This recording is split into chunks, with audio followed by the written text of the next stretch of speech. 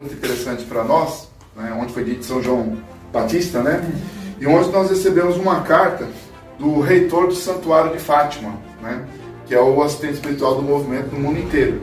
E ele mandou uma carta que chegou ontem para nós, né, falando que estava muito contente com o nosso apostolado no Brasil e que dava uma grande bênção para nós para manter essa missão, né.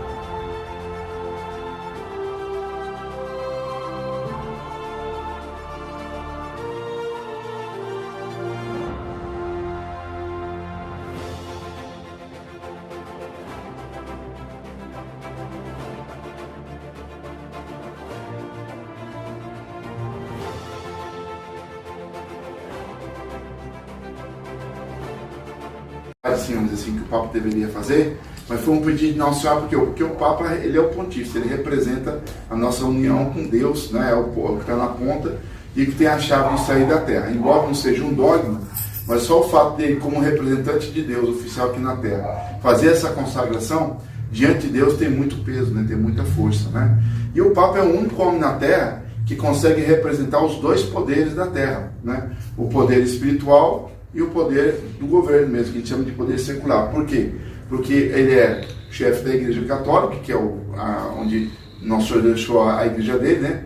Sobre esse tapete ficaria minha igreja, mas ele também é rei. O Vaticano é um país e ele é chefe de Estado, né? Por isso que na bandeira do Vaticano tem duas chaves, né? Uma dourada e uma prata. A dourada porque é o chefe espiritual, e a prata porque também é chefe material. Então o fato dele consagrar o mundo ao coração de Maria, isso representa o que diante de Deus? Que as duas sociedades, a espiritual e a secular, que a gente chama aqui do mundo, unidos com o Papa, foi entregue a Nossa Senhora. Mas a consagração, ela assim, no sentido simbólico, ela é muito parecida com a salvação. Quer dizer, o Papa fez a parte dele, mas depois tem a nossa parte também de querer se entregar, né? Então, por exemplo, Jesus morreu na cruz por cada um de nós. Mas para a gente poder alcançar a salvação, a gente tem que usufruir do quê? Do santo batismo, tem que ser batizado para poder usufruir dos méritos da cruz de Cristo, né?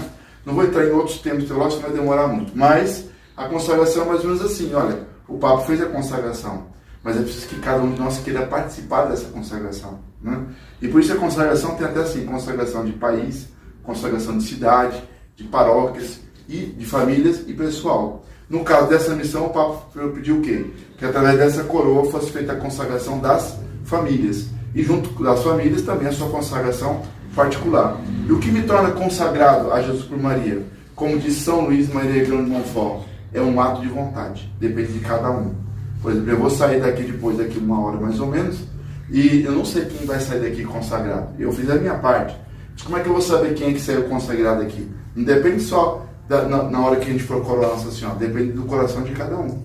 Quem aqui nessa sala estiver disposto a sair daqui consagrado, na hora da coroação, será consagrado, né? E ainda vai sair acompanhado ainda. Sabia dessa agora? A senhora não vai ser, a senhora vai ficar, né? Mas vai ter mais uma companhia para a senhora, né? Sabe qual é a companhia, não? Um arcanjo.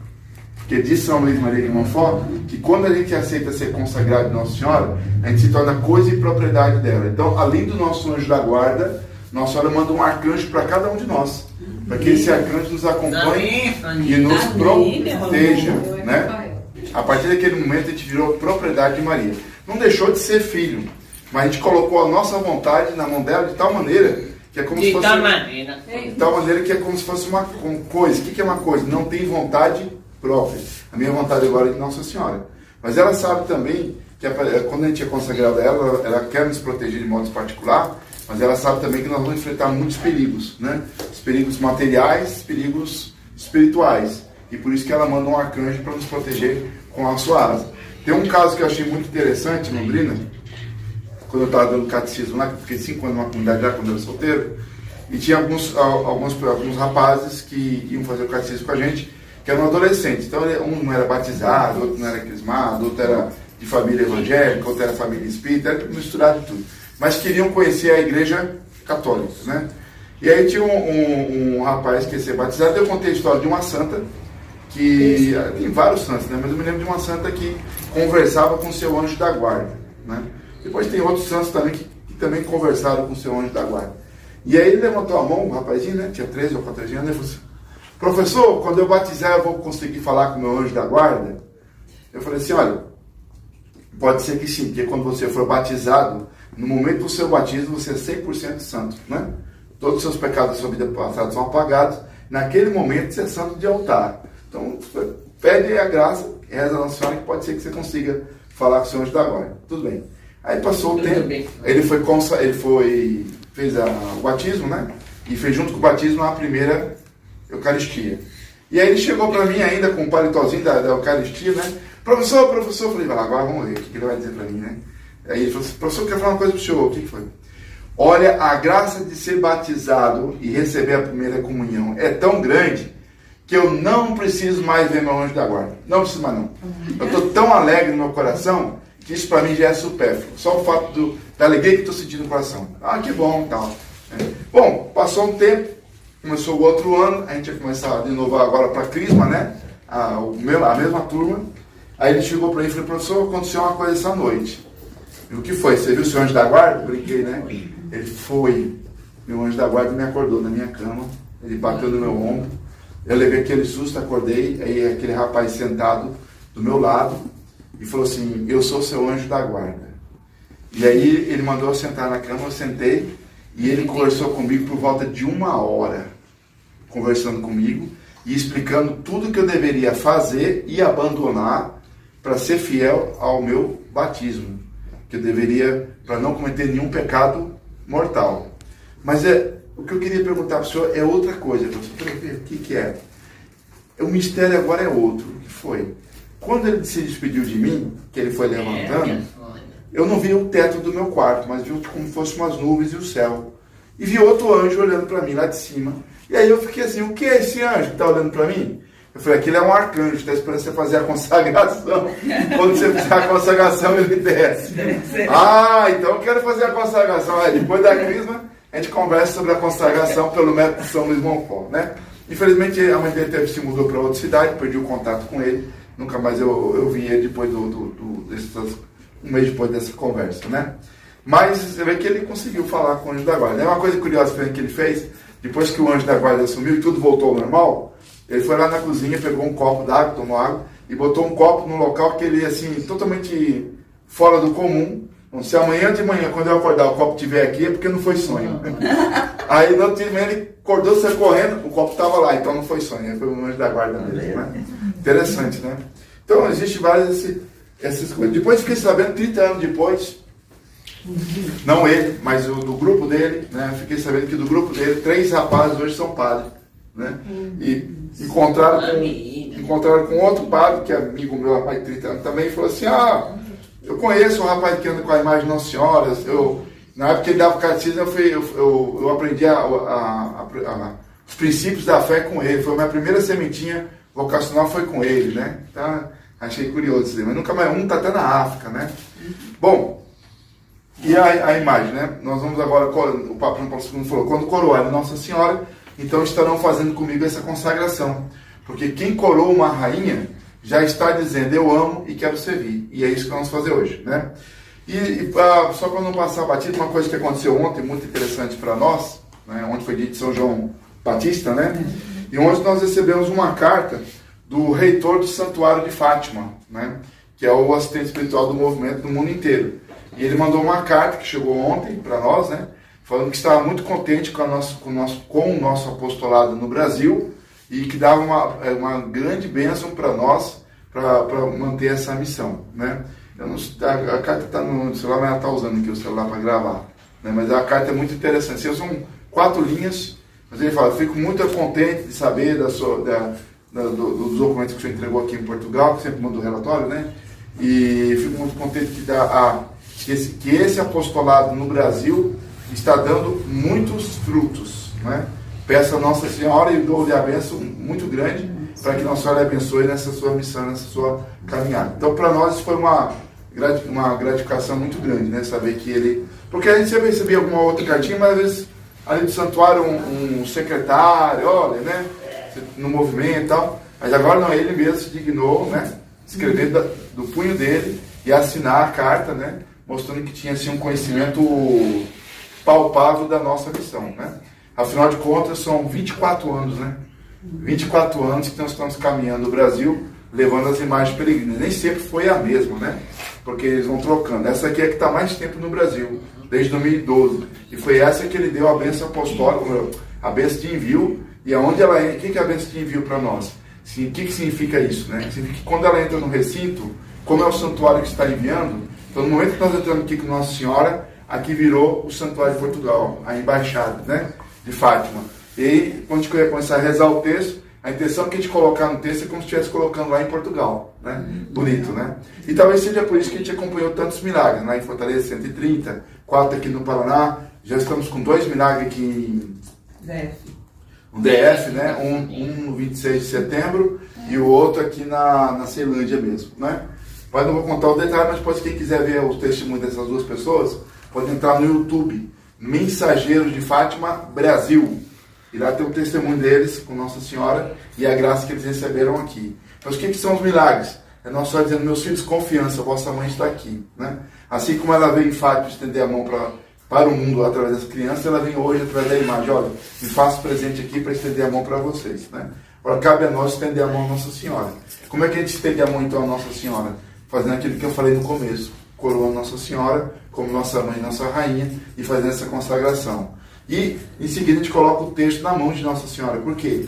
O texto representa as nossas orações, né? Ou seja, estou dizendo assim, eu vou rezar o texto todos os dias. Na verdade, Nossa Senhora quer o rosário. Mas teve umas portuguesinhas, né, que chegaram para a Lúcia, mas Lúcia, um rosário, 3 textos todo dia. E agora tem o 4, né? Mas 3 textos todo dia, Lúcia, muita coisa, não dá tempo. Pergunta a Nossa Senhora se pode ser um. E a Lúcia acabou perguntando.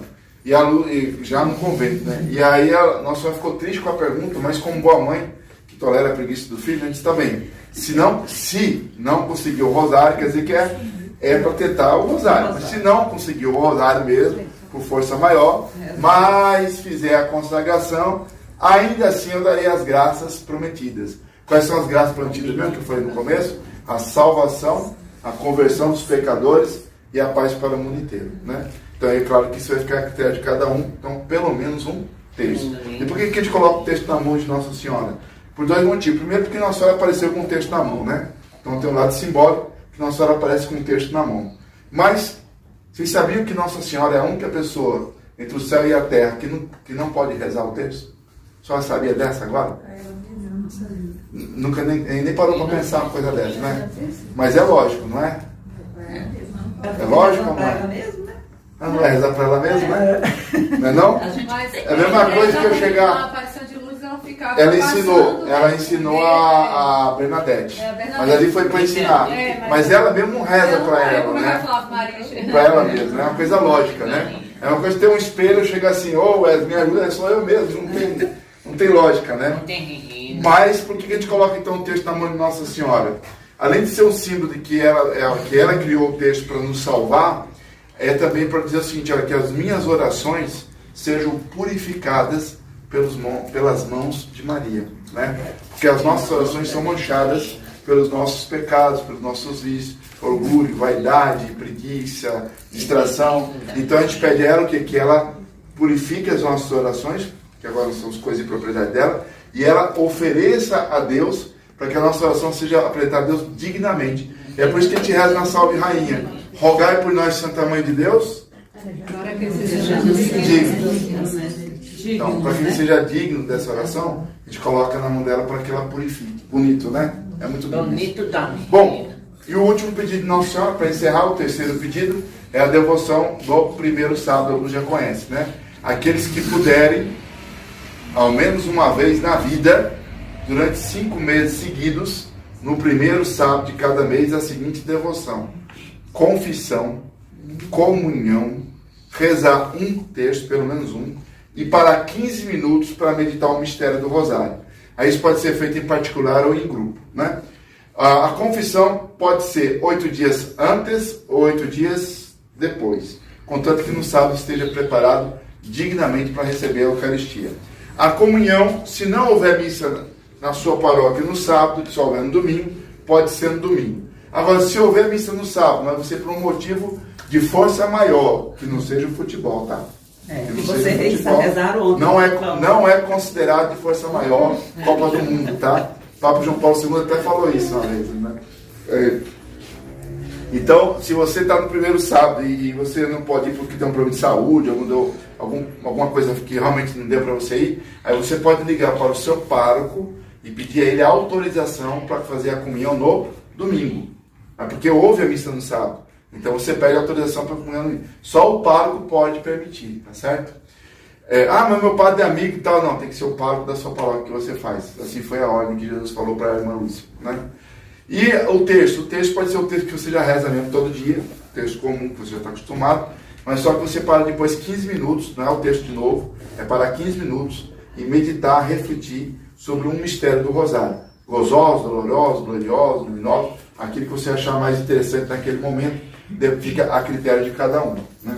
E aí foi que Nossa Senhora abriu a mãozinha dela e mostrou o coração dela cercado por uma coroa de espinhos. Não é a coroa de Jesus, mas é os pecados da humanidade que magoam e ferem o coração de vossa mãe.